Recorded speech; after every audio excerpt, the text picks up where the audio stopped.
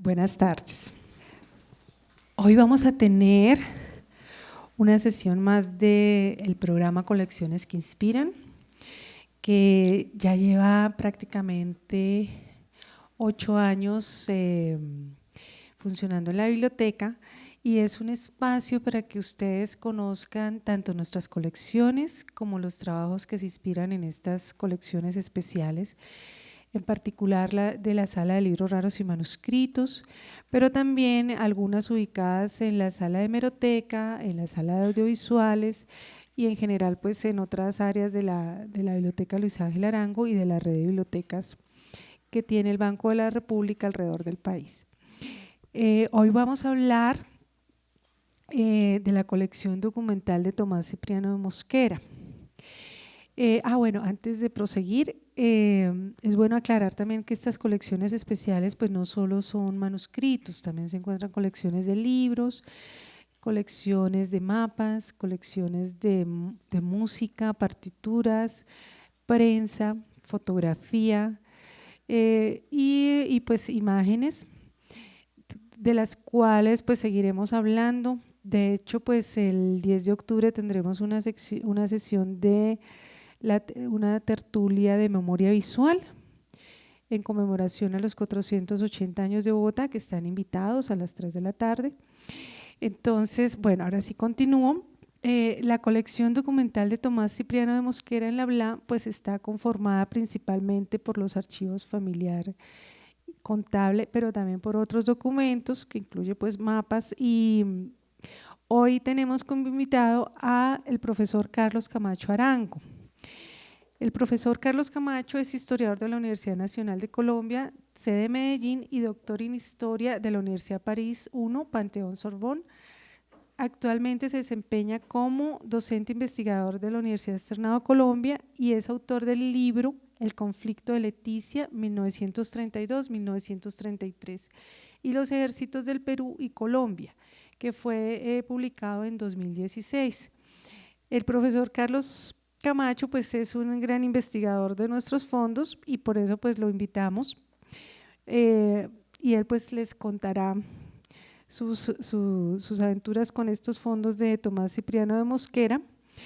La dinámica de la conferencia, dado pues que se trata de un fondo histórico y como para hacer más amena la exposición sobre estos fondos, pues se va a hacer a modo de charla con participación del público. Entonces, cuando quieran intervenir con alguna pregunta, algún comentario o algún aporte, les agradecemos utilizar el micrófono, dado que esta conferencia está siendo grabada.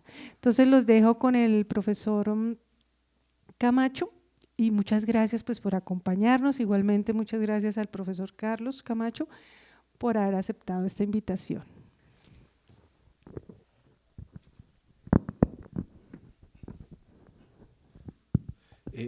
Gracias Marta por la invitación, estar nuevamente aquí en este espacio de la biblioteca.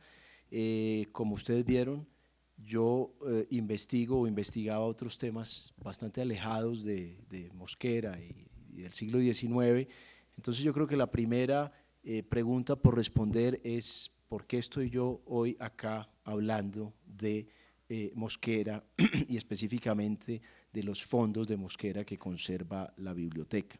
Pues resulta que la vida académica trae algunas sorpresas y muchas veces yo creo que las mejores investigaciones, por lo menos en el caso mío, surgen de pedidos o de encomiendas, no necesariamente de lo que uno hubiera querido hacer en un momento dado.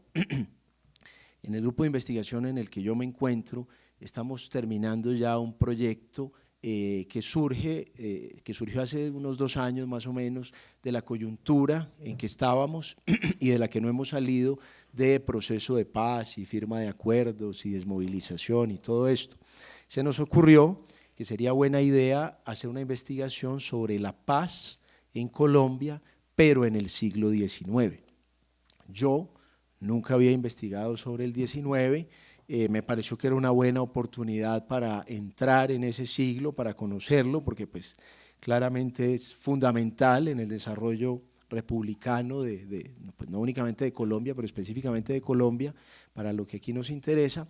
Y entonces empecé a buscar, empecé a leer y llegué a los fondos Mosquera de la biblioteca, específicamente a un fondo que es el de correspondencia personal. Entonces aquí yo creo que vale la pena hacer un pequeño diagnóstico, qué es lo que hay sobre Mosquera en correspondencia. Mosquera, yo creo que los que algo sepan de él, era un personaje fascinante. Yo calculo que dormía más o menos una media hora o 45 minutos por noche, porque para hacer todo lo que hizo en la vida, habría que haber, por lo menos al ritmo mío, habría que haber vivido por ahí 4 o 5 vidas. Él vivió una bastante extensa, pero supremamente fructífera. Y era un gran escritor, no tanto por su prosa, que yo no sé si sea tan buena, pero por la cantidad, era una máquina de escribir. Y esa correspondencia, y además era un tipo muy metódico que guardaba gran cantidad de lo que le llegaba y seguramente copias de lo que enviaba también. Y esta correspondencia se halla en su mayoría en el Archivo Central del Cauca en Popayán. Yo no he ido allá, pero hay un señor que en mi opinión es un gran historiador, a pesar de no ser un profesional. Yo no sé si él está vivo todavía. Se llamaba Diego Castrillón Arboleda. Él escribió una biografía que yo les recomiendo de Mosquera, que me parece que es una biografía supremamente decorosa para haberla escrito un historiador amateur, un historiador no profesional.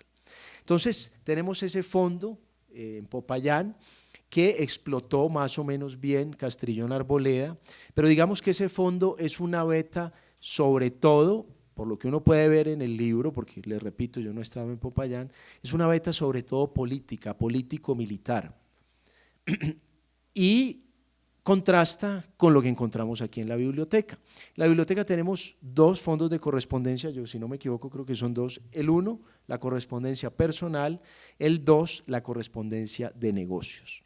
Sobre la correspondencia personal ya se hizo un libro, que es el libro de William Lofstrom, que yo me imagino que Marta lo conoció, un investigador norteamericano, que se dedica a explotar esa correspondencia y nos da un libro sabroso, pero un poco insatisfactorio. ¿Por qué? Porque cuando uno se limita a la parte familiar, yo creo que la cosa no va muy lejos, es decir, no llega muy lejos la investigación. Por el contrario, Castrillón Arboleda, claro, él coge digamos, la pepa del asunto, coge las cuestiones políticas, las cuestiones militares, y obviamente que ahí hay mucho más material. Sin embargo, no hay una trenza, no hay una confrontación de esos, digamos, de esas 2 betas documentales, que son, por un lado, la de Popayán, político-militar sobre todo, y la de acá de la Luis Ángel, que es la personal. Sobre la tercera beta, porque yo creo que la idea de estas charlas es invitar a la gente a que consulte estos materiales y a que los explote, pues yo les digo que hay una beta que hasta donde yo entiendo nadie ha explotado, y es el fondo comercial o el fondo de negocios de Mosquera. Obviamente que para entrar ahí uno tiene que tener algunos rudimentos de contabilidad del siglo XIX, que no es la contabilidad por partida doble que conocemos en el 20, tiene que saber alguna cosa de matemáticas, obviamente, pero no creo que se necesite ser tampoco un experto, yo creo que se necesita es curiosidad.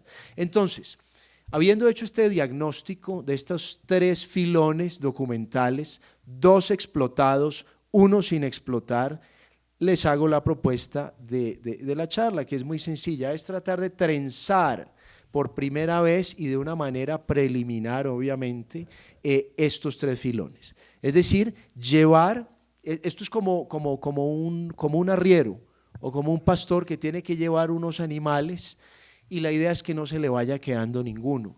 Entonces, en estos casos, el mejor enfoque no es un enfoque temático, porque si yo me concentro en la parte comercial, o me concentro en la parte personal, o me concentro en la parte político-militar, vamos a tener más de lo mismo.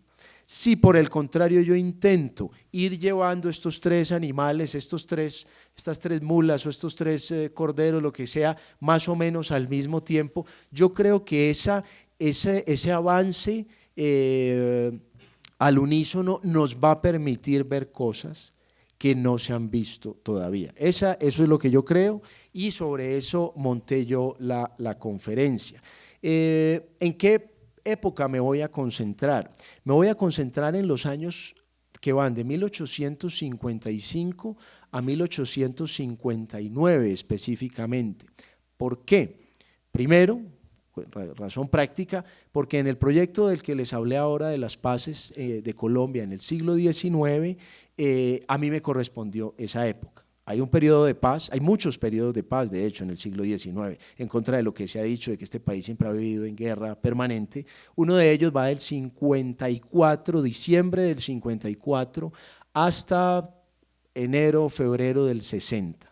Y en esos años pasan muchísimas cosas, pero muchísimas cosas. Entonces vamos a hablar de lo que pasa. Les voy a dar de entrada el marco o los límites cronológicos, que son muy interesantes. ¿Por qué? Porque en la historia de Colombia, en la historia de este país republicana, ha habido dos revoluciones triunfantes, y yo diría una más triunfante que la otra. Y esas dos revoluciones, a los que les gusta la historia de la revolución, creo que esto les va a interesar, son los dos hitos que marcan los confines de este periodo que vamos a examinar. Primera revolución triunfante, el golpe de estado del general Melo en 1854, con el apoyo de artesanos organizados políticamente en las sociedades democráticas y obviamente militares del cuartel de caballería que él manejaba como su finca o como su feudo. La revolución triunfa. Parece que era un autogolpe, eso no me ha quedado a mí completamente claro, parece que Obando, el presidente, estaba metido, parece que le da susto a última hora, no se une a la conspiración, Melo toma el poder, se monta a la brava en la presidencia y dura allí 8 meses. ¿Es triunfante? Sí, pero es de corta duración. Por el contrario, la revolución que arranca en 1860 es una revolución que arranca en el Cauca, que llega a Bogotá, que tumba al gobierno, que por poco fusila al presidente de la República, que era Mariano Ospina Rodríguez, y que no contento con eso, instaura una nueva constitución en 1863, que es la famosa Constitución de Río Negro, la Constitución Federal, de la que todos hemos oído hablar. ¿Y qué tiene que ver Mosquera acá? Pues Mosquera tiene todo que ver, porque además hay una especie de misterio, si ustedes quieren, que en realidad no es tan misterioso, pero que como gancho, digamos, como anzuelo para el lector o para el oyente, me parece que es interesante, y es que Mosquera en 1854 es un conservador que está por el orden y es literalmente reaccionario.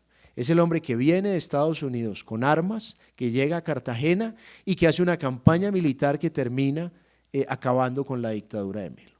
En 1860, el mismo personaje, como se diría en inglés, mercurial, personaje que sube, que baja, que cambia todo el tiempo, prometeico, que se transforma, impredecible, es un revolucionario, y es un revolucionario triunfante.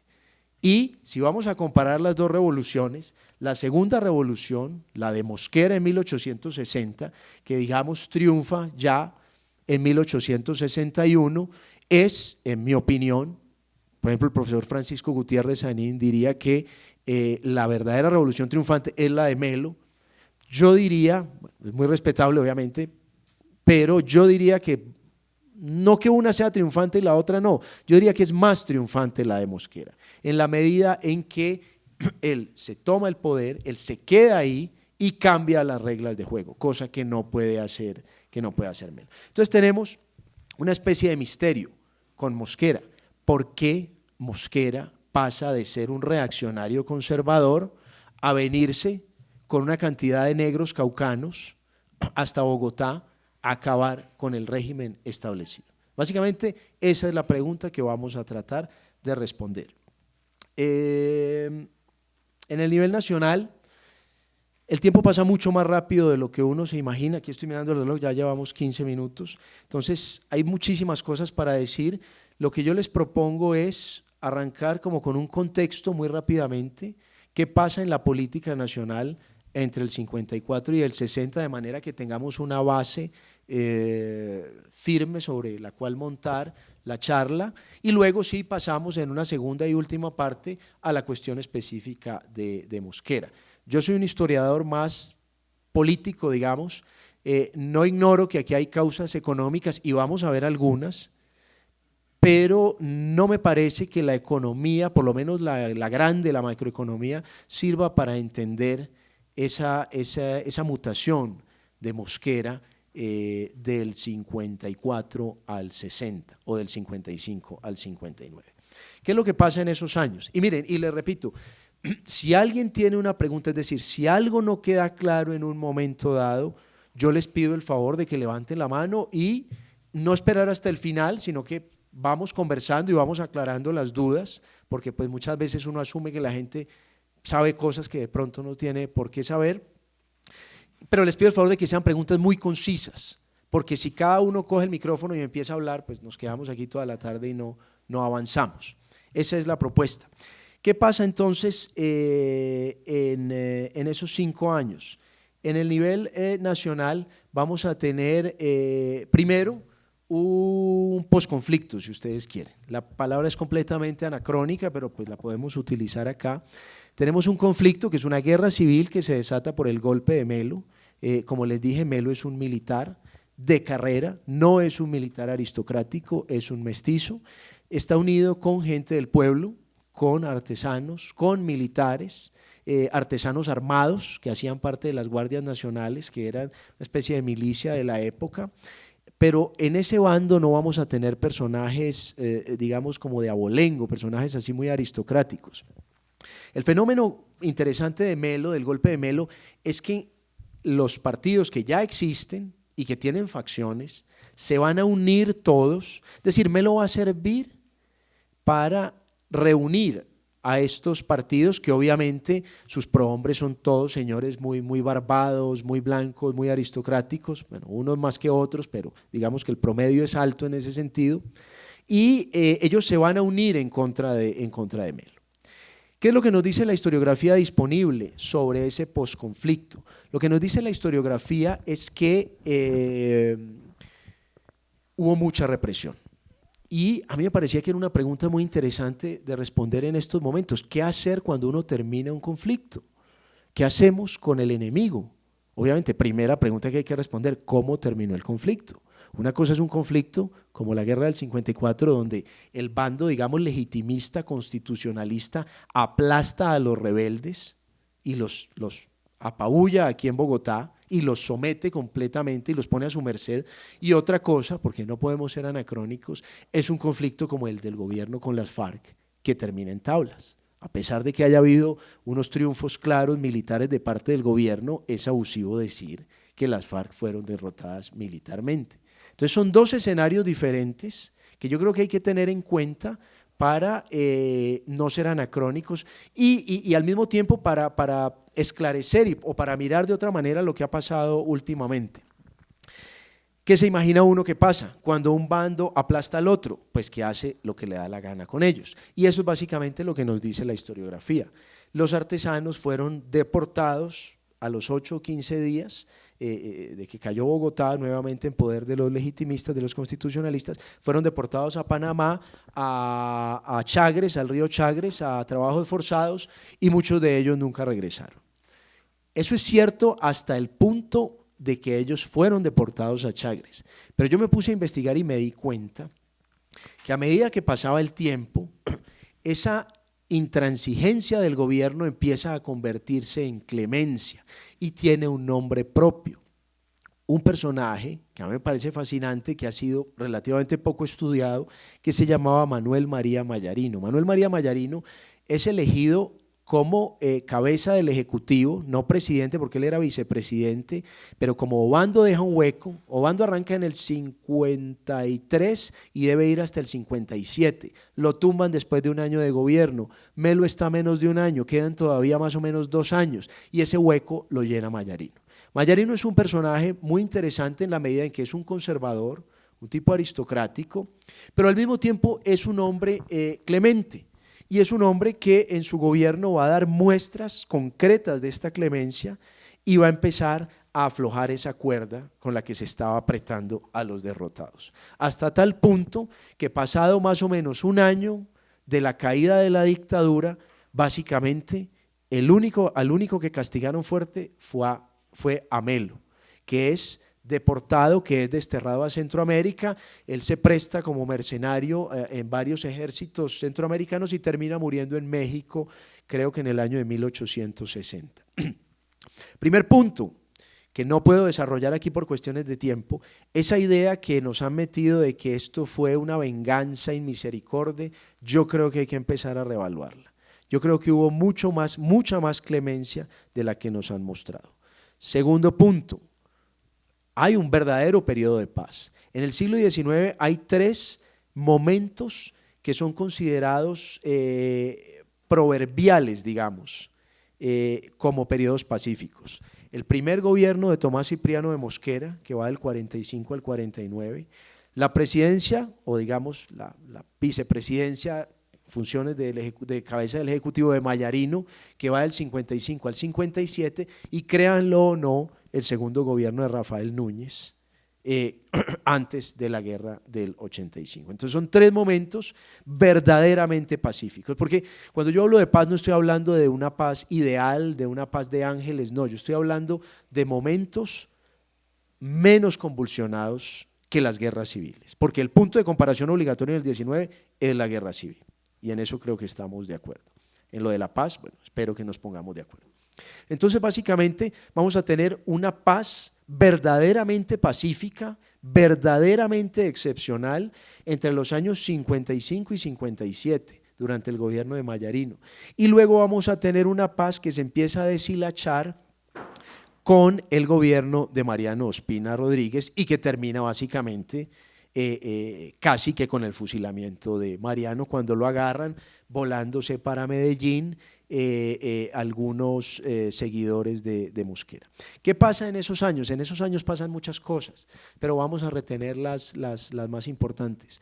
Hay una gran cantidad de incidentes internacionales, no me puedo detener acá tampoco, pero en esos años Colombia va a sufrir más o menos 2, yo diría 3 o 4 agresiones o conatos de agresión externa de parte de Estados Unidos, de parte de la Gran Bretaña y de parte de Venezuela por lo menos, que en mi opinión ayudan a aglutinar a la población alrededor de una idea de nación y en contra de extranjeros. Yo algo sé de esto porque pues como Marta les contó, escribió un libro sobre el conflicto de Leticia, que es un momento raro en la historia patria, puesto que ahí digamos que los colombianos un poco dejamos de lado las rencillas partidistas y nos unimos en pro de una causa común. Algo parecido pasó en esos años.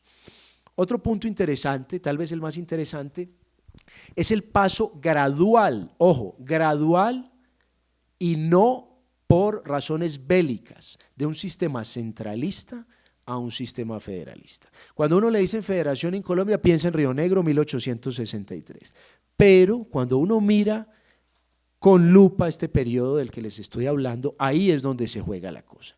No como resultado de la derrota de los melistas en el 54, sino por un proceso que venía desde antes. Una de las primeras medidas políticas grandes que se toman en este país después de la caída de Melo es, digamos, la erección del Estado de Panamá. Las provincias de Panamá se convierten en un Estado y eso abre la puerta para que otras provincias, las antioqueñas, las caucanas, las santandereanas, empiecen a seguir ese camino, y en el año de 1858, cuando se promulga una nueva constitución, la constitución lo que va a hacer simplemente es darle una especie de partida de nacimiento a un orden federalista que ya existe, no únicamente en la práctica, sino pues también en el papel. Aquí lo que vamos a ponerlo es en la constitución. Y todo eso sucede sin matar a nadie y no como el resultado de una guerra. A mí me parece que eso es interesante. Y el tercer punto que yo quiero resaltar de estos años, que también es muy interesante, es, bueno, tercer y cuarto, porque son otros dos, en este periodo se da la única elección verdaderamente popular con sufragio universal masculino de todo el siglo XIX. La elección presidencial de 1856, en la que Mosquera queda de último, es la única elección presidencial del siglo XIX con esas características. Es decir, que vamos a tener un momento de efervescencia de la democracia, donde una cantidad de gente que por etnia o por cuestiones de alfabetismo o por cuestiones de plata no podía ejercer ese derecho al voto, lo va a ejercer. Eso va a durar muy poco, porque ahí en adelante ya se van a volver a poner cortapisas, pero en este periodo va a haber como una especie de efervescencia democrática. Y por último, algo que han olvidado los historiógrafos del golpe de Melo, me parece que de manera un poco tendenciosa, es el problema militar. Cuando se habla del golpe de Melo se le da un protagonismo exagerado, en mi opinión, a los artesanos y se olvida que los que pusieron las armas y los que pusieron el conocimiento táctico y estratégico fueron los militares. ¿Y por qué? Porque en estos años hay toda una polémica grandísima por el tipo de fuerzas del orden que debe tener un país como Colombia. Y son dos las opciones. Una es el ejército, que es lo que conocemos más o menos hoy en día, y otra, que es un modelo que nos parece bastante raro, es el de la Guardia Nacional o la milicia, que lo más parecido, para ponerles un ejemplo rápido a eso, son los Boy Scouts. Es decir, una fuerza del orden que es más civil que militar, que entrena los fines de semana, que se quita y se pone el uniforme, donde no hay fuero, donde no hay tantas prebendas, donde no hay necesariamente un escalafón tan rígido como el del ejército, pero que en teoría sirve para los mismos propósitos, con la ventaja supuesta de que es más democrática. Entonces, ese es el contexto, digamos, político de lo que yo les estoy hablando. Claro, adelante. No, que tú dices que fue una elección súper democrática porque participaron distintos sectores, pero no participamos las mujeres, no podía ser democrática. Claro, muy buena acotación. Yo estoy metido ya en el siglo XIX, entonces estoy pensando como un hombre del siglo XIX. Las mujeres no existen básicamente políticamente, es decir, las mujeres es como los niños. Estoy hablando, digamos, estoy haciendo una parodia de una mentalidad política común y corriente del siglo XIX. Las mujeres tienen que estar en la casa cocinando con los niños y sin embargo, y hacemos un paréntesis muy corto, en el estado de Santander, en una provincia que creo que es el primer caso en la historia de la humanidad, se aprobó el voto femenino, que creo que no se llevó a la práctica, pero fue una cosa pionera de verdad. Yo no sé si debemos estar orgullosos de eso porque en la práctica no se concretó, pero, perdón, Vélez, porque son bastante, o eran bastante liberales, yo no sé, me imagino que todavía no. Cuando uno le dicen Vélez piensas en el bocadillo, no en estas faenas pioneras de la democracia, pero sí es cierto, estoy hablando como un hombre del 19. No, y otro comentario, pues en el 19 Soledad Acosta de Samper fue una mujer súper importante, totalmente invisibilizada, pero ya pues es distinto, pero solo una acotación. Claro, muchas gracias. Bueno, entonces yo voy a pintarles a ustedes por encima el panorama. Yo les hablé de tres filones: político, digamos comercial o de negocios, y familiar. Entonces rápidamente les voy a pintar, ya llevamos media hora, qué fue lo que pasó en cada uno de esos carriles, digamos. En la política, mejor dicho, ¿cuál era la hipótesis mía de partida? Tenemos tres caminos. Vamos a mirar si esos caminos, obviamente ya sabrán cuál era mi esperanza, si esos caminos van de para abajo o van de para arriba. Y si los tres van de para abajo al mismo tiempo, yo creo que ahí vamos a tener algo interesante y un principio de explicación de por qué Mosquera da un giro tan radical en su vida, de ser un conservador reaccionario, hacendado, a ser un revolucionario líder de huestes liberales caucanas. En la política vamos a tener primero, ya se los dije, un gran fracaso, una gran decepción, que es la elección presidencial del 56. Mosquera intenta, ese es tal vez uno de los primeros intentos en la historia de este país, si no el primero, de formar un tercer partido, una opción intermedia entre liberales y conservadores. En ese momento no se pudo, quedó de último, y eso va a significar una gran frustración para él. De hecho, un gran investigador de Mosquera, cuya tesis doctoral nunca fue traducida y se encuentra aquí en la Luis Ángel, que es el señor León Helguera, que fue profesor en Vanderbilt en Estados Unidos. Él se pregunta en esa correspondencia que él publicó de Mosquera con el general Ramón Espina, que yo se la recomiendo porque es una delicia de lectura. Él se pregunta, haciendo historia contrafactual, contrafáctica, qué hubiera sido de este país si Mosquera gana las elecciones del 56 y es presidente del 57 al 61. Es una pregunta que no me puede responder, pero bueno, queda la pregunta planteada. Entonces tenemos una gran decepción, un camino que va de para abajo, que es el político, pero ojo, en el nivel nacional. Como ya les dije, en estos años se van a abrir otros espacios de acción política en los niveles estatales y es ahí donde Mosquera va a brillar. Él se da cuenta que en Bogotá no tiene nada más que hacer y se va para Popayán. Y en Popayán, básicamente, él manda. Él se convierte en el personaje político más importante, con muchísima ventaja sobre el segundo, si es que había un segundo, y se va a convertir básicamente en ¿cómo llamarlo?, el verdadero prohombre, el verdadero director de la política caucana, con una posición política personal ambigua, porque todo el mundo sabe que pues, si había alguien aristocrático en este país, era Mosquera, era la familia Mosquera, Joaquín Mosquera, que mencionamos ahorita, Manuel José. Joaquín Mosquera es básicamente el primer presidente de este país, colombiano. Manuel José, obispo, arzobispo de Bogotá. Tomás Cipriano, militar, también presidente varias veces. Es decir, si había alguien aristocrático, era esa familia. Y esta familia o esta familia no, específico, ya Manuel José ha muerto, Joaquín no sé si está muerto en ese momento, no, Joaquín está vivo, yo creo que está vivo, Manuel José muere antes de empezar este periodo, y Tomás Cipriano es el que va a capitalizar ¿cómo llamarlo?, como esos activos aristocráticos, obviamente también económicos, y ese carisma en un liderazgo político que no va a ser igualado, yo creo que en el siglo XIX. Entonces tenemos un fracaso nacional, pero una carrera ascendente en el nivel estatal caucano. En el campo de los negocios, ¿qué es lo que vamos a tener? Vamos a tener dos negocios básicamente. Como ustedes saben, Mosquera casa a su hija con Pedro Alcántara Herrán. Entonces están emparentados, y aquí es donde se pone interesante la cosa, porque esos caminos que supuestamente son paralelos se están cruzando todo el tiempo. Herrán y Mosquera son presidentes sucesivos de este país, de lo que en ese entonces era este país que incluía a Panamá, hacen parte del mismo partido en ese momento, están emparentados, y fuera de eso, cuando salen de la presidencia, arman un negocio en Nueva York, que es la famosa casa comercial de Mosquera, Herrán y compañía y no sé qué. La casa es un completo fracaso, la deja Mosquera en manos de Aníbal, su hijo, yerno de Herrán, y a Aníbal le queda grande el negocio y la casa va a fracasar estruendosamente. ¿Cómo vamos a tapar ese hueco?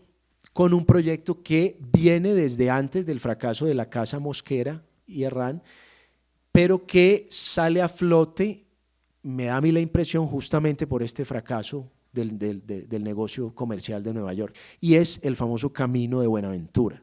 El Camino de Buenaventura, que a estas horas creo que no lo han terminado, si nos ponemos a pensar, después de más o menos 150 y pico, 160 años, pero el pionero en eso es Mosquera. ¿Y cuál es el negocio de los caminos estos? El negocio, pues sí, uno lo puede pintar como que la civilización, el progreso, todo lo que ustedes quieran, pero hay una parte comercial muy importante y es, yo no sé si ustedes lo saben, los baldíos. A la persona a la que se le adjudica la construcción de un camino, se le adjudica una cantidad absurda de tierras para que las reparta supuestamente a colonos que las van a poner a producir y para civilizar, digamos, estos espacios salvajes, llamémoslos así. y obviamente que eso tiene unos réditos económicos grandes si se sabe hacer bien. El problema es que este camino de Buenaventura, por lo menos en estos años, no se va a hacer bien. Entonces este segundo camino comercial es claramente un tobogán al vacío. Y el tercer camino, el camino familiar, va a ser, no les adelanto de una vez, otro fracaso. Mosquera era un hombre bastante promiscuo, como seguramente todos ustedes saben, los que hayan leído a Lofstrom, y creo que es una cosa sabida.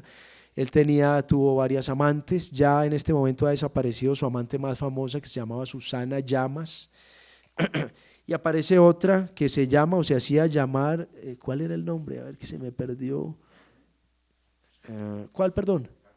No, ahorita se los digo, pero ahí lo tengo anotado. Sofía, y Sofía lo va a dejar. Mosquera era muy avispado, él mandó a su mujer para Nueva York y se quedó en Colombia para poder hacer diabluras tranquilo. Obviamente que todo eso era de conocimiento público, empezando por su esposa, que seguramente le contaban todo eso. Ahí lo va a dejar esta amante. Su hija, que está casada con Herrán, me da a mí la impresión de que es un amor ciego por su padre, por lo que yo pude leer en la correspondencia, y creo que quería mucho más a su papá que a su marido, cosa que no le repruebo. Creo que me parece que las mujeres deberían querer más a su papá que a su marido, y en este caso es canónico, este caso es ejemplar, y va a haber un acercamiento con la hija, pero al mismo tiempo un alejamiento de Herrán, que es su copartidario, que es otro de los líderes del partido, probable candidato presidencial para 1861, obviamente que eso no va a pasar, y fuera de eso es su yerno. Herrán, va a haber una ruptura, obviamente que ustedes se imaginarán que estos fracasos comerciales en estas empresas en las que están metidos juntos van a generar tensiones entre ellos, que se van a exacerbar con las tensiones familiares. Ahorita les leo algunos apartes de la correspondencia, voy a ir abriendo el archivo de una vez, porque de verdad que hay unas cosas que son supremamente sabrosas. Y por último vamos a tener otro personaje de la familia, que es el famoso Julio Arboleda. Es más famoso ahora Sergio Arboleda por la universidad. Julio era el hermano. Julio es otro personaje fascinante, poeta guerrero, ángel exterminador, si me permiten la expresión, malo como él solo, fusilador, despiadado, pero fascinante como personaje histórico. Y Julio resulta que es sobrino de Mosquera, es su aliado, es su partner en negocios, pero van a terminar peleando también. Y conclusión de la historia, para no ponerle mucho suspenso, Julio va a terminar fusilado por orden de Mosquera en 1863. Si ustedes piensan que en este país hoy en día son los mismos con las mismas, la misma rosca, no han visto nada. Es decir, no, esto es la verdadera democracia, esta es la meritocracia comparado con este caso. Es decir, aquí sí tenemos una verdadera rosca pequeñita y absolutamente poderosa. Es decir, en una misma familia vamos a tener presidentes, arzobispos, candidatos presidenciales, presidentes del Senado, senadores, y fuera de eso son hacendados y son esclavistas. Julio casi se hace matar por allá en el 51 peleando a favor de la esclavitud. Hay una correspondencia con Joaquín Mosquera maravillosa, donde ellos confrontan sus puntos de vista. Julio está bravísimo porque le dañaron el negocio.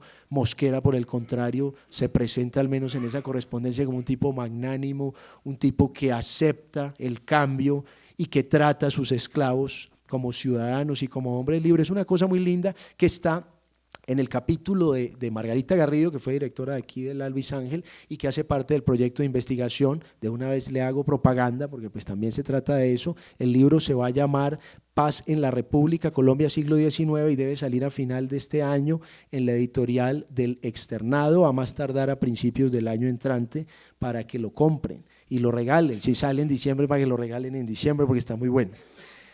Básicamente ese es el esquema. Miren, ya van 38 minutos y no hemos empezado todavía. Entonces yo no me voy a alargar mucho, me voy a centrar en los puntos básicos, porque la idea ¿cuál era? Hacer un barrido año por año, 55, 56, 57, pero yo creo que con los puntos básicos es suficiente y más bien porque no quiero aturdirlos ni quiero cansarlos, más bien abrimos luego el micrófono para preguntas y para que la conversación vaya fluyendo por otros lados. ¿Qué pasa en el 55? Mosquera, que es la imagen viva de la reacción, es decir, del hombre del orden, del hombre que acaba con la guachafita de los melistas y de los artesanos, muy pronto va a empezar a proyectar una imagen diferente ante los liberales. ¿Por qué? Por un complot que se trama en contra de Obando. Obviamente que después de estos conflictos, como después de este conflicto, quedan odios, quedan resquemores y ganas de venganza. ¿Cómo manejar esas venganzas? Una pregunta que no voy a responder yo en este momento. Un ejemplo de esas ganas de venganza se dio en este posconflicto del 54-55 porque hubo un complot para matar no solo a Melo sino a Obando también, porque mucha gente pensaba que Obando había sido el instigador del golpe de Estado y luego se había asustado y se había quitado. Resulta que, según parece, porque parece que no hay completa certeza, a Mosquera le proponen liderar ese complot, que es básicamente otro golpe de Estado para matar a estos dos señores y hacerse con el poder. Mosquera rechaza la propuesta y esto es muy bien visto por muchos liberales y lo empieza a acercar a Obando. José María Obando, como ustedes sabrán, era su enemigo jurado desde hacía 20 años por lo menos, 25 años, tal vez más, 30 años, los dos de Popayán, el uno aristocrático, el otro un bastardo, una familia ahí medio aristocrática, pero esta era una rama ahí medio rara. Enemigos políticos, enemigos militares. Obando tiene que huir después de los Supremos en los 40, Mosquera va a perseguirlo a Perú, a Chile, una historia de película, pues esto de verdad que es de película, esto es de serie de Netflix, sí, completamente fascinante, novelesca, es decir, mejor que lo que uno puede leer en un periódico hoy en día. Claro, que esa es no, y de hecho, por eso, esa es una de las causas grandes de la Guerra de los Supremos, que es nuestra primera guerra civil, que es digamos, el coagulador, el cristalizador de los partidos políticos antes de su fundación oficial, que va a ocurrir más o menos 10 años después. Entonces, básicamente, va a empezar a haber un acercamiento entre Mosquera y Obando, entre Mosquera y los liberales, y vamos a empezar a ver esta mutación política de Mosquera, que pasa de conservador y que va a terminar como liberal, y como el liberal más anticlerical que ustedes se puedan imaginar. De hecho, hay otro libro investigado aquí en la Luis Ángel del padre, ¿cómo se llama? Mantilla, Luis Carlos se llama, Luis Carlos Mantilla, La guerra anticlerical de Mosquera, o yo no sé qué, que es un trabajo bastante documentado, porque el padre Mantilla es un gran conocedor de estos temas del 19, temas religiosos, que yo se los recomiendo si les interesan estas cuestiones. Mosquera va a pasar de ser el hermano del arzobispo a ser el más grande perseguidor de la Iglesia Católica en cuestión de más o menos unos 10 años, tal vez menos. Entonces, políticamente vamos a tener este principio de mutación. Empiezan a llegar malas noticias de los negocios de Nueva York, que estamos en el 55, y va a revivir el proyecto del Camino, porque una de las cosas que más rabia le dio del Camino de Buenaventura a Mosquera del golpe de Melo es que le dañó el negocio, porque ya le habían aprobado la cosa y a los, creo que son 3 o 4 días, el golpe, y obviamente se embolata por un tiempo indefinido el proyecto de construcción del Camino de Buenaventura. El año clave es 1856, ahí es donde pasan cosas. Primero, ya se los dije, políticamente, derrota de Mosquera en las elecciones presidenciales. En los negocios, en septiembre ya hay, creo que, cesación de pagos, todo el mundo se entera de la bancarrota de Mosquera en Nueva York. Empieza a haber diferencias con Julio, con su sobrino, con Julio Arboleda, y fuera de eso, en el plan familiar, su amante, Sofía, lo deja, empieza a tener también diferencias con Herrán. A Aníbal lo meten a la cárcel en Nueva York por orden de un juez. Yo no sé cómo funcionaba la cosa en ese momento con lo de las bancarrotas, en todo caso el hombre va a parar a la cárcel por muy corto tiempo, pero pues también eso es un escándalo. Mosquera se salva de la cárcel porque estaba saliendo o estaba entrando, no sé, en fin, va a ser un año completamente desastroso. En el 57 vamos a ver el repliegue políticamente de Mosquera al Cauca, cómo se empieza a consolidar como el verdadero líder político caucano, acercándose a los liberales. En la parte de los negocios se van a inaugurar oficialmente las obras del Camino Buenaventura, cosa que es una ficción porque no hubo ninguna, es decir, puede que hubieran puesto una primera piedra, pero si pusieron la primera no pusieron la segunda, básicamente por una razón muy sencilla, es que no había plata para construir el camino. Y Herrán, en una de las cartas, que ahorita podemos leer un extracto, le dice literalmente, Herrán está en Nueva York,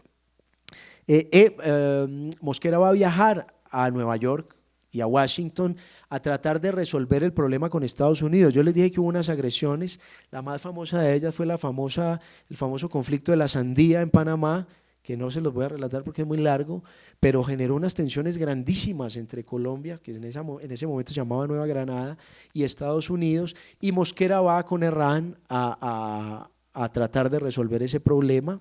Herrán vive en Estados Unidos con Amalia, que es la hija de Mosquera, su esposa, y Herrán le escribe en una carta: Amalia y su madre se han convertido en furias contra mí.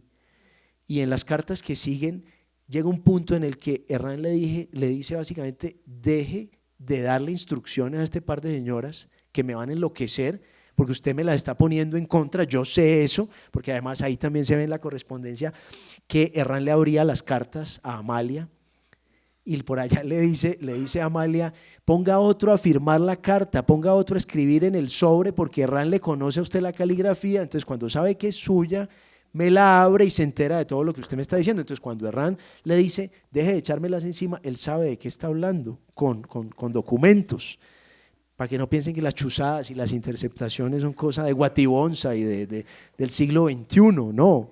El general Espina en la correspondencia también lo dice: me están leyendo la correspondencia, yo sé, y le dice lo mismo: ponga otro a que escriba en el sobre, porque es que ya usted es muy conocido esa caligrafía. Piensen en esto, son cosas que uno no se imagina.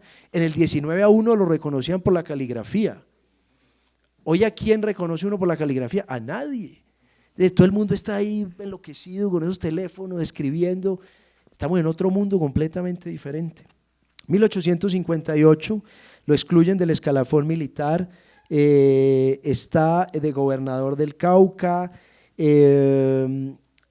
básicamente continúa esa tarea, digamos, de ganar espacios políticos en el Cauca, y pasa algo muy interesante, es que con la Constitución y con el cambio del sistema del sistema centralista al sistema federal o federalista, va a pasar algo muy interesante, y es que antes las provincias dependían directamente de Bogotá, y el Camino de Buenaventura estaba partido entre las provincias de Buenaventura, capital Cali, ojo, la capital no era Buenaventura, cuando uno habla de Buenaventura en el siglo XIX se está refiriendo a Cali sobre todo, y la otra provincia que creo que se llamaba Cauca, que no es el Cauca, lo que pensamos en Cauca, ese era Popayán, sino la que tenía capital en Buga.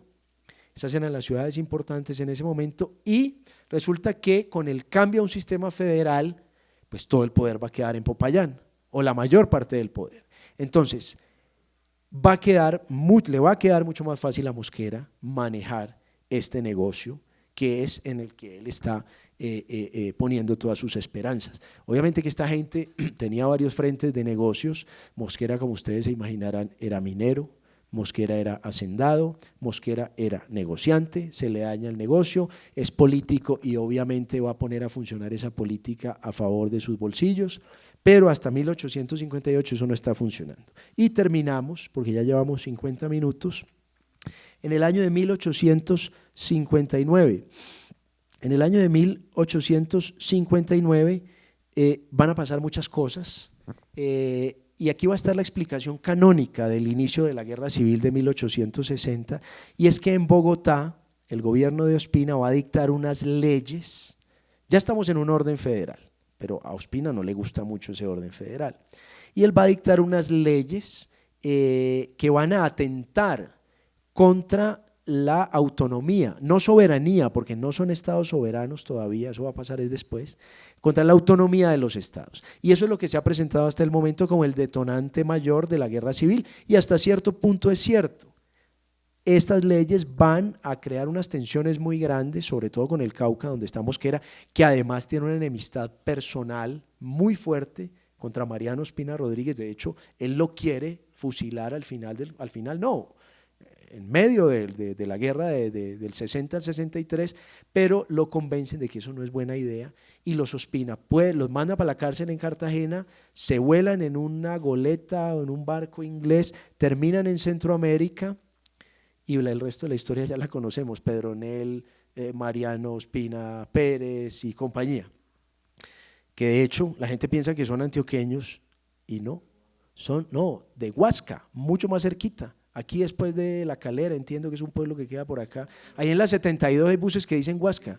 A mí me dan ganas de montarme en uno de estos, ir al archivo, porque Huasca es un lugar fascinante, porque no únicamente vienen los Rodríguez de allá, que se aclimatan mejor que nadie en Antioquia. Nosotros los antioqueños somos un poquito godos, y estos llegaron siendo más godos que los godos. Entonces un matrimonio maravilloso que dura hasta el día de hoy, porque los Ospina siguen por allá hasta donde yo entiendo, por lo menos la mayoría, los descendientes.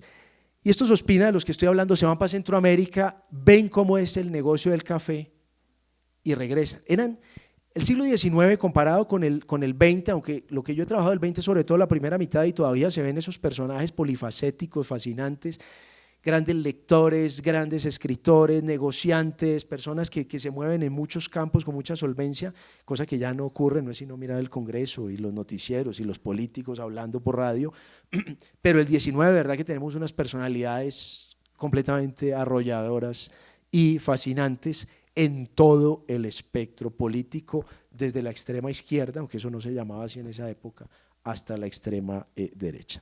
Y básicamente en el 59 se va a inaugurar, esta vez sí, el Camino de Buenaventura, pero eso va a ser el principio de una serie de problemas y problemas y problemas, que con el ingeniero, que con los trabajadores, que con el trazado, que con yo no sé qué. Mejor dicho, hay una quiebra también, el negocio se quiebra, él empieza a recoger plata y no recoge suficiente. Es una tragedia completa el negocio del Camino de Buenaventura. Entonces lo que yo quiero que vean acá, para que vamos concluyendo, es que a esta apuesta política que le sale en el Cauca va a correr paralelo, y eso creo que no se ha mostrado hasta el momento, un fracaso comercial muy grande, un fracaso de negocios muy grande, que es el del Camino de Buenaventura, y un fracaso familiar grandísimo por todos los frentes: su enemistad con su sobrino Julio, su alejamiento de Herrán, que era su amigo y su yerno y su socio. Yo me imagino que para él significó una decepción muy grande su hijo Aníbal, porque le quedó grande el negocio de Nueva York. Yo no sé en qué paró Aníbal, no sé cuánto tiempo vivió, y lo que yo les había contado, un acercamiento, un matrimonio fracasado completamente, un alejamiento no únicamente espacial, sino pues también, digamos, sentimental, y para colmo de males, Ospina, y obviamente que no es una jugada inocente, le nombra a Herrán jefe del ejército, y fuera de eso se empieza a sonar el nombre de Julio Arboleda, así como el de Herrán, como posibles candidatos a la presidencia, como fichas de Ospina. Entonces básicamente, miren, para no cansarlos, porque ya tengo aquí 53 minutos casi, la esencia de lo que yo les quería decir es esa. La apuesta era trenzar esos tres hilos, mostrar, no algo, porque también sería muy fácil y un poco tonto decirles, miren, yo ya me pillé cuáles son las verdaderas causas de la guerra del 60 y que nadie se las había pillado, y es que Mosquera estaba quebrado y Mosquera tenía una vida familiar completamente disfuncional. No, yo no sé si Mosquera estaba quebrado. A Mosquera se le quiebra este negocio grande, pero Mosquera, yo ya les dije, tiene haciendas, tiene minas, tiene, creo que, unos fondos suficientes para vivir tranquilo por varias generaciones. Entonces sería un poco abusivo decir que estaba quebrado. Sin embargo, yo no creo que sea poca cosa dos fracasos comerciales grandes en cuestión de 2 o 3 años, el fracaso en Nueva York y el fracaso en Buenaventura. Me parece que es en ese sentido que yo digo que sí hay unas causas económicas de la guerra del 60, obviamente hubo una crisis también en el año de 1858, y eso tuvo que ver porque digamos que las crisis económicas son un terreno fértil para la revolución. Pienso en el ensayo clásico y maravilloso de Malcolm Dees sobre Ricardo Gaetano Beso y su campaña por el río Magdalena en la guerra de 1885, pero yo no creo que a punta de economía lo vamos a explicar todo. yo no creo que condiciones económicas adversas sean suficientes para explicar el estallido de una guerra civil. Y yo creo que cuando miramos la economía no solo como macroeconomía, sino también como una microeconomía, en este caso de Mosquera, en el nivel personal y familiar, yo creo que eso nos puede poner a pensar acerca de las causas, digamos, un poco ocultas de algunas guerras civiles, en este caso la de 1860. Básicamente eso es lo que yo les tenía que decir. Yo tengo ejemplos aquí de correspondencia, si quieren empezamos a conversar y vamos soltando ahí vamos desgranando ahí los ejemplos poco a poco. En la correspondencia personal, ¿hay alguna referencia o él trata el tema del cambio a su anticlericalismo en la expulsión de todas las comunidades religiosas y de toda la iglesia? O sea, ¿ya hay en esa correspondencia, se deja ver algo de eso o no? No, en lo que yo leí, no. Yo me imaginaría que eso se siente más en la correspondencia que está en Popayán, en la parte más política, la parte más militar, la parte más religiosa obviamente, y eso se ve muy bien, o se ve de cierta manera en la biografía de Castrillón, que yo la recomiendo de verdad, es un buen libro de historia, con la ventaja de que, y mea culpa, los historiadores somos un poquito ladrilludos a veces. Este señor no era historiador y creo que tenía una pluma un poco más ágil, y es un libro que se deja leer. Otra bibliografía, para seguir recomendando cosas de acá de la Luis Ángel, hubo otro investigador gringo que se llamaba Terence Horgan. Él hizo una tesis de doctorado que está aquí en la Luis Ángel sobre el gobierno de Olaya Herrera, nunca se tradujo, y es un estudio que yo lo compararía al de Helguera, del que les hablé ahora, sobre la primera presidencia de Mosquera en el 19, este de Horgan sobre la presidencia de Olaya del 30 al 34, son trabajos buenísimos que no se han traducido y que no se han citado y que no hemos utilizado como es debido aquí en Colombia y que están aquí en la Luis Ángel. Yo los invito a que los consulten. ¿Pero por qué pienso en Horgan? No por su tesis, sino porque Terence Horgan escribió un libro que se llama El arzobispo Manuel José Mosquera, reformista y pragmático, publicado por la Academia Colombiana de Historia y la editorial Kelly, que pues los historiadores conocemos muy bien, en el benemérito año de mi nacimiento, 1977, donde yo creo que se pueden encontrar bastantes pistas. ¿Kelly todavía existía en el 77? Eso dice mi bibliografía y creo que está bien. Pero Kelly, pues como tal vez ustedes no lo saben, fue una editorial 40, que creo que 50. Sí, 40, 50, tal vez 60, no sé, es verdad que es una referencia tardía, pero parece que tenían una asociación con la Academia de Historia y publicaban libros como este. Yo no lo he leído, la verdad, pero conozco el trabajo de Horgan y estoy seguro que es un trabajo al mejor estilo norteamericano. Yo los quiero invitar aquí no únicamente a que ustedes consulten estas cartas que están aquí en la Luis Ángel, sino también a que le echen un ojo a esas tesis doctorales gringas y tesis de maestría que la Luis Ángel compra por un convenio, yo no sé por qué, pero que llegan acá y que se encuentran normalmente únicamente acá y que no han sido traducidas y que son buenísimas, porque no es la historiografía más vistosa, no es la historiografía, digamos, parisina, a la moda, ustedes saben, no sé, con las palabras que están en boga. No, esto es una cosa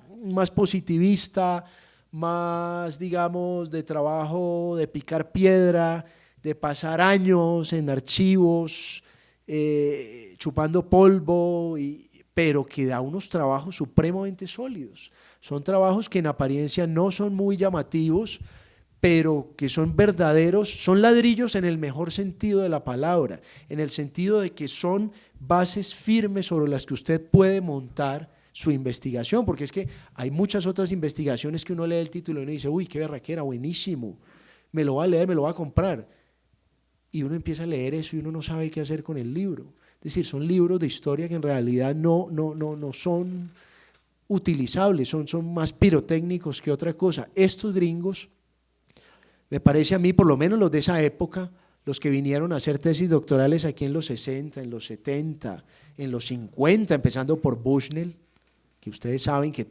la tesis de Bushnell es por allá de los 50, yo los recomiendo a ojos cerrados, por lo menos los que yo conozco. Otra referencia que está aquí en la Luis Ángel, a ver cómo se llama el señor exactamente, James Harold Neal, The Pacific Age Comes to Colombia. La era del Pacífico llega a Colombia, una tesis doctoral dedicada exclusivamente a la construcción del Camino de Buenaventura en la segunda mitad del siglo XIX. No se ha traducido, nadie le ha leído, a nadie le importa. Mejor para ustedes, van y se la leen y le cuentan a la gente que leyeron una cosa maravillosa que nadie conoce, porque esa es la otra cuestión. Hay libros que todo el mundo empieza a citar y a citar y a citar y a citar, y muchas veces sin haberlos leído. A mí me parece más interesante estos filones de libros que nadie cita y que tienen una cantidad de información que a mí me parece que es maravillosa. Adelante. Un segundo, el micrófono está allá, ya le doy la palabra. Muchas gracias. Me gustaría saber, dentro de esta investigación, la parte donde Mosquera vivió o gobernó en Cartagena, en la época en que tuvo una relación muy cercana con el general Santana de México.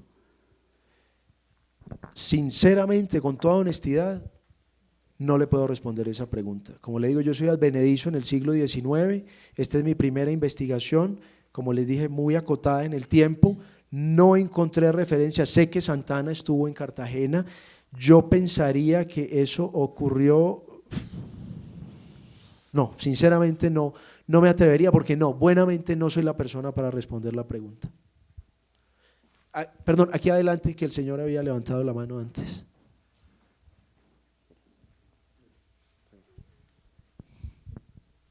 Muchas gracias. Yo tengo por formular una pregunta muy puntual, pero antes de hacerlo, quiero hacer una breve acotación, porque dentro de esta presentación, pues muy didáctica, muy sucinta e ilustrativa, alrededor de la vida de Tomás Cipriano de Mosquera, vida política, militar y personal, se pasó por alto mencionar, así sea mencionar, y sobre todo si hablamos de la provincia del Cauca, de terratenientes, de próceres, de liberales, de la guerra del 61, a José Hilario López. Se nombró a todos menos a José Hilario López. No, se me quedaron por fuera, no se imagina la cantidad que se me quedaron por fuera. Pero antes que cualquier otro, José Hilario López, es una acotación muy breve, pero mi pregunta es esta. Tomás Cipriano de Mosquera ocupa un lugar preeminente en la historia de la masonería colombiana. Y eso hace decir y recordar, para muchos tal vez, que la guerra civil, el levantamiento contra Ospina Rodríguez en el 61 y la convención de Río Negro específicamente, no fue un asunto personal como puede entenderse de Tomás Cipriano de Mosquera, que haya respondido a sus situaciones o conflictos personales o económicos, no. Es de un grupo, inicialmente un partido, el Partido Radical, liberales de izquierda, pero además de eso tienen otra connotación muy específica, y es que todos los delegados a la Convención de Río Negro, la gran mayoría, fueron masones.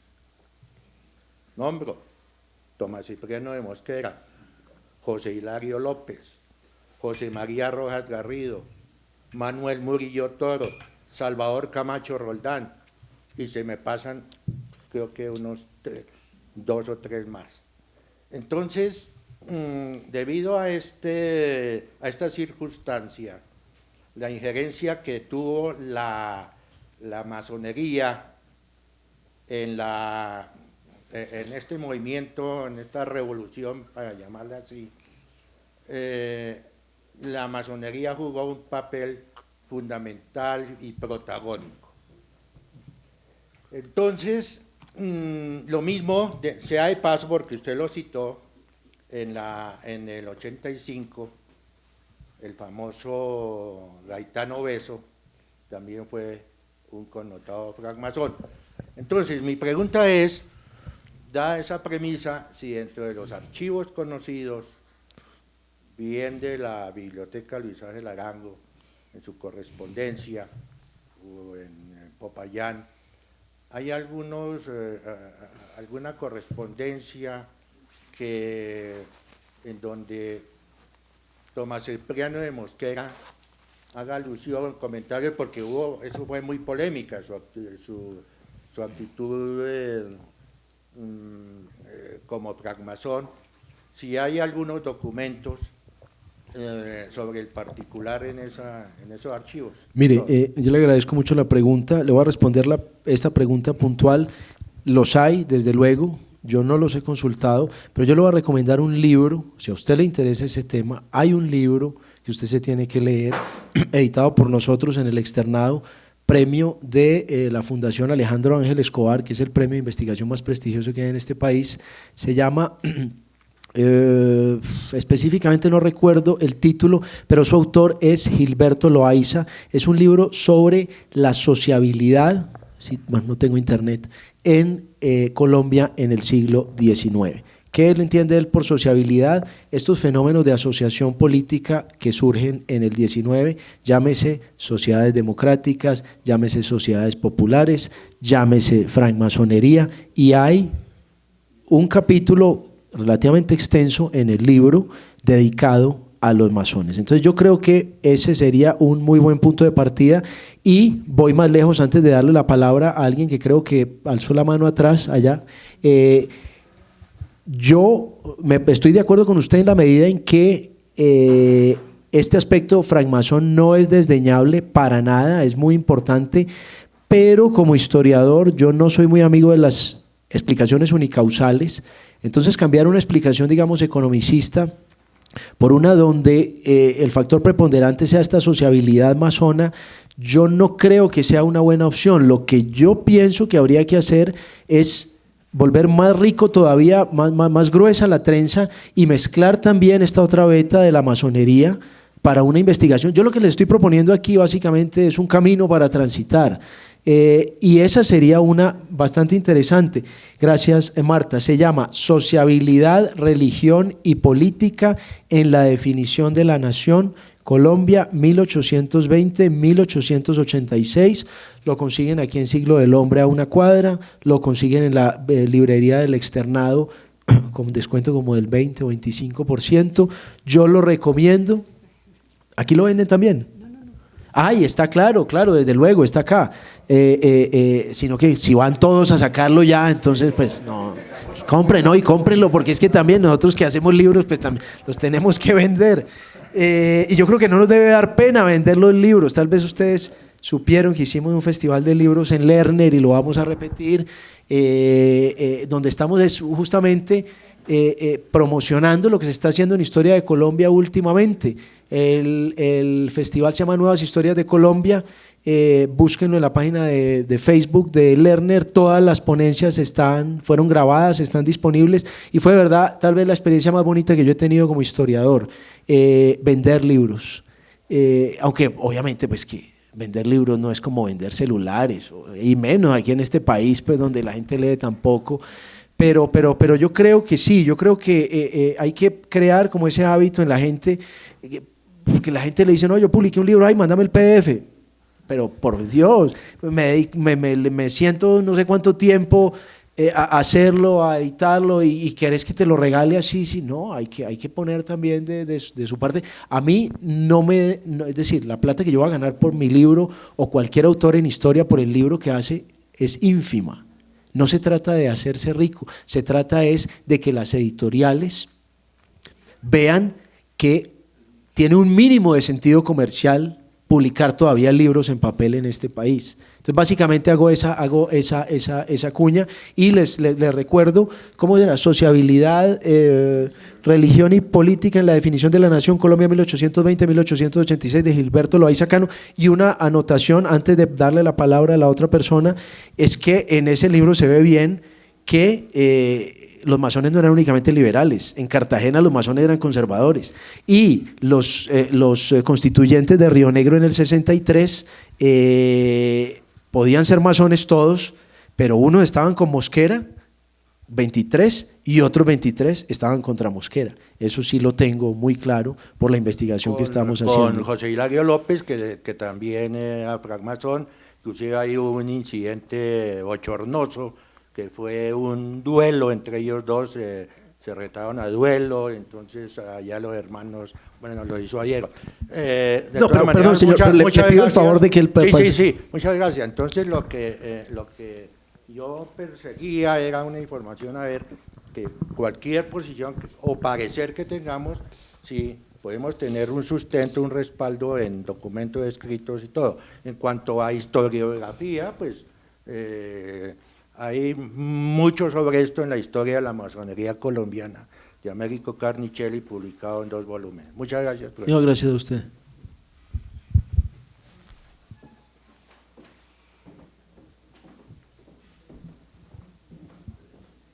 Muy amable. Muy buenas tardes. Buenas tardes. Mi nombre es Pedro Nelo Espino.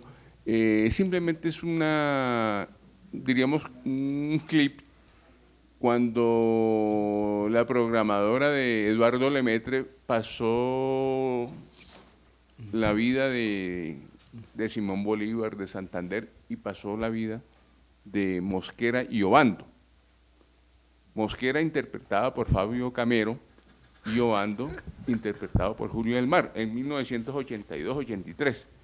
¿Qué tan fiel o llegada o pegada a la realidad fue esa historia? Porque era una cuestión bastante... Mire, lo que pasa es que yo en ese momento tenía 5 añitos, entonces era muy poco la televisión histórica que veía, pero ¿sabe qué? Lo que usted está diciendo es maravilloso, y vuelvo a la Luis Ángel porque estoy aquí promocionando lo que hay en esta biblioteca, que es una maravilla. Esa serie está aquí en la biblioteca. Y hay que revolcarla, hay que desempolvarla, por Dios. Usted tiene toda la razón, De hecho, lo acabo de recordar porque haciendo la investigación, expulgando el catálogo, me encontré con la serie. Le dije a mi colega Daniel Gutiérrez, con quien estamos editando, y con Margarita Garrido el libro le dije, mira, esto está allá, qué maravilla, lo tenemos que ver. Sí, claro, lo tenemos que ver. Y se nos olvidó. Y hasta que usted lo menciona, lo vuelvo a recordar, pero es de verdad maravilloso. Y aprovecho también ese señor Eduardo Lemaitre, otro amateur maravilloso. La semana pasada estuve leyendo un pequeño libro de él que se llama algo así como Pequeñas Historias de la Historia de Colombia. Me da la impresión de que eran como unas columnas de prensa.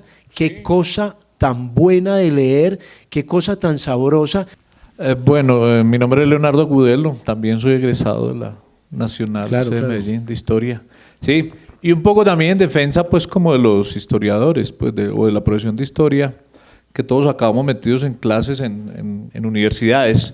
Pues es la necesidad, y de pronto es pertinente este debate, Antonio Caballero, de volver a las fuentes y a la riqueza de fuentes que garantiza, pues, una institución como la Luis Ángel, ¿no? Y también otra cosa, pues, anotábamos prejuicios en la profesión, que no escribir bien, que demasiado afrancesados, pues van personas a estudiar a Francia, vuelven demasiado afrancesados. Lo que decía Franz Mehring, el biógrafo de Marx, que los franceses tienen un problema, y es que intentan resolverlo todo solo con palabras. Y tenemos estas filosofías editoriales posmodernas, pues, que nos ocultan el objeto todo el tiempo. Entonces es una característica. Otra cosa es que posiblemente no sabemos bien la geopolítica, no hemos entendido bien la geopolítica, y realmente toda la historia de Colombia no se puede escribir solamente en una clave interna, jugando de local. Entre otras cosas, el asunto de Tomás Cipriano Mosquera tiene mucho que ver con lo que está sucediendo en Europa alrededor de las tierras, que están emergiendo una gran cantidad de revoluciones nacionales y se están quedando con la tierra de la iglesia, ¿sí? una reacción colosal es que y sobre todo Garibaldi en Italia, que tuvo cercado el Vaticano durante 15 días, Garibaldi pudo haber acabado con la cristiandad, o al menos con el centro rector de la cristiandad, y la reacción a esto es el Concilio Vaticano I, que es una especie de venganza contra todo ese espíritu burgués. Entonces, si tenemos un Tomás Cipriano empobreciéndose, ¿qué mejor negocio que quitarle las posesiones que durante 400 años, 300 años, la Iglesia acumuló, ¿cierto? ¿Sí? Dejando una fractura pues colosal en nuestra historia. Yo me tomé pues la molestia cuando matan a Luis Carlos Galán de ir a misa ese domingo, allá en el 89, en agosto, y al menos en mi parroquia el sacerdote no pidió pues nada a favor de Luis Carlos Galán, ¿no? Pues porque es el triunfo de la primera república liberal con la revolución del 61, y pues la constitución del 63 declara la manumisión de bienes de manos muertas, que es Rafael Núñez como ministro de Hacienda el que firma el decreto, y generando una fractura colosal. O sea, y el gran negocio de la burguesía y de esas clases que emergen con la independencia pues fue repartirse todo ese inmenso botín de la Iglesia. No era algo que solo estuviera sucediendo en Colombia, sino que estaba sucediendo pues sobre todo en Italia, en países europeos, etcétera, etcétera. No, desde luego. Y está también la coyuntura de las revoluciones del medio siglo XIX, está también todo el problema de la abolición de la esclavitud en Estados Unidos, que va a estallar después, va a estallar primero en Colombia. En Colombia la guerra del 51 se debe principalmente a eso, en Estados Unidos estalla 10 años después. Es decir, eso lo tenemos más o menos claro. Tal vez yo no toqué tanto esos puntos, los toqué en la parte de las agresiones, pero sí hay un contexto internacional que explica muchas cosas, entre otras los viajes de Mosquera a Estados Unidos le van a mostrar todas las bondades del sistema federal y lo van a convertir. Básicamente él llega a Estados Unidos después de la campaña contra Melo, y en el 55 él va a ser un defensor a ultranza del federalismo.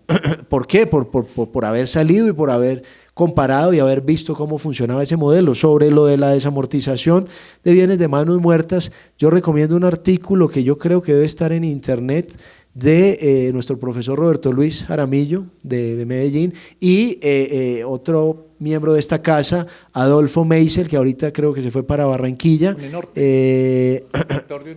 rector de la Universidad del Norte, es correcto, que es lo más reciente y entiendo que lo mejor que se ha hecho sobre esa desamortización, porque es una evaluación muy con cabeza fría, con documentos sobre los resultados de esas medidas. Otra anotación, el problema de Mosquera, como todos estos problemas, no es contra la Iglesia en general, me da a mí la impresión, yo no soy especialista de eso, pero por ejemplo, allá voy, en la correspondencia de él, uno lee, él está feliz con el obispo que tiene allá en Popayán o en Cali, dice, no, es una berraquera, este está conmigo, este no pone a pelear a la gente. El problema de él es con la Benemérita Compañía de Jesús, de la cual yo soy, digamos, egresado o víctima o beneficiario del Colegio San Ignacio de Medellín, que pasan del 19 al 20 de un extremo político al otro, bueno, que no todos, porque eso es muy variado, pero en fin, esos son otros temas. Te doy completamente la razón, el contexto internacional es fundamental, no lo toqué mucho acá, y creo que uno de los problemas de nosotros los historiadores, no únicamente los colombianos, es un problema, digamos, de la profesión, es el encerramiento nacional. La historia surge, se cuaja, digamos, profesionalmente en el 19, en paralelo a los estados-nación, y se paga un precio, y es ese ensimismamiento y pensar que lo que pasa aquí no pasa en ninguna otra parte, y resultado de eso, aquí pensamos pues que aquí este país es incomprensible, que es diferente de todos, que los colombianos somos así, y que somos los más felices, o los más asesinos, o los no sé qué. Miren, por eso es que hay que leer a los gringos que vienen a estudiar acá, y obviamente a Malcolm y a los franceses, porque ellos tienen una ventaja muy grande.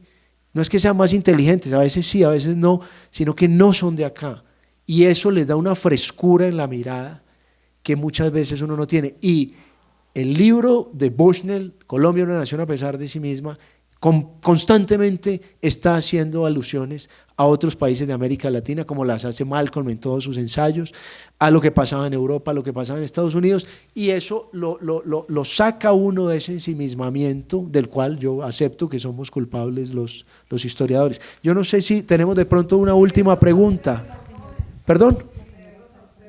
Ah, sí, claro, y comprarnos también, porque si los papeles míos, los papers míos están en internet, pero hay que comprar los libros.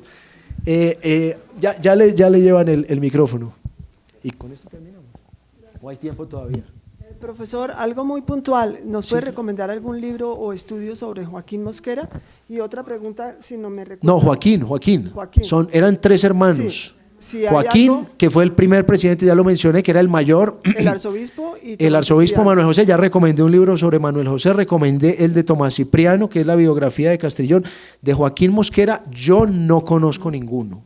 La verdad, yo no conozco ninguno, y debe ser un personaje fascinante también, porque es un personaje que ha sido olvidado y que ha sido… Mire, muchas veces cuando yo oigo esos cuentos de que, bueno, no son cuentos, hasta cierto punto es verdad, de que hay personajes que han sido invisibilizados y que la historia oficial los ha tapado, ¿no? Y que yo digo, pero por Dios, es decir, es el 0.1% el que sale a la luz. La gran mayoría, incluyendo los grandes, están olvidados, o si no, dígame, ¿quién recuerda a Manuel María Mayarino en este país?